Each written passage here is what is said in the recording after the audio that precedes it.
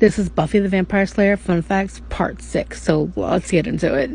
Interviewer Will Harris asks why actors from the canceled series Firefly became characters in the last few seasons of Buffy the Vampire Slayer and Angel, referring to Nathan Fillion as Caleb and Buffy, and Gina Torres as Jasmine, and Adam Baldwin as Marcus Hamilton and Angel, as well as Alec Tudyk in Dollhouse, and whether Whedon had promised them work if their show tanked. Whedon replied, "No, I was against it at first.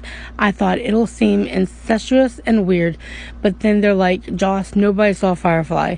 No one will. These actors are great, and you love working with them. You need somebody bigger than life for the role, and so get over it." And I did, rather dramatically. Quoted in Joss for a Minute, a brief chat with Joss Whedon, 11/29/2005. Armin Shimmerman was doing this show and Star Trek Deep Space Nine at the same time.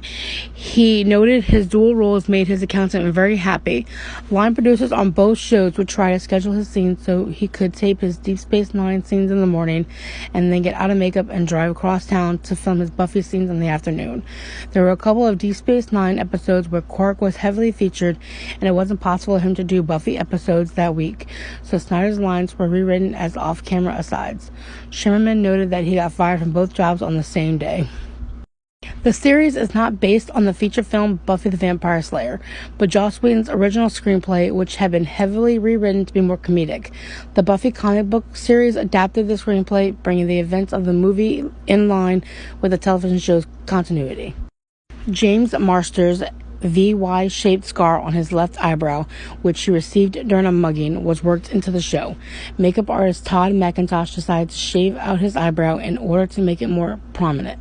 He also included the scar on Spike's vamp face prosthetic, slightly altered as though the skin had stretched. In Spike's first appearance in the series, the wound still looks fresh, but it gradually blends in over the course of the series, eventually to the point where it is barely visible. Nicholas Brendon, who plays our lovely goofball Alexander Harris, favorite episodes of the series are Hush, The Body, and Once More with Feeling. Joss Whedon chose the name Buffy because it was the name I could think of that I took the least seriously.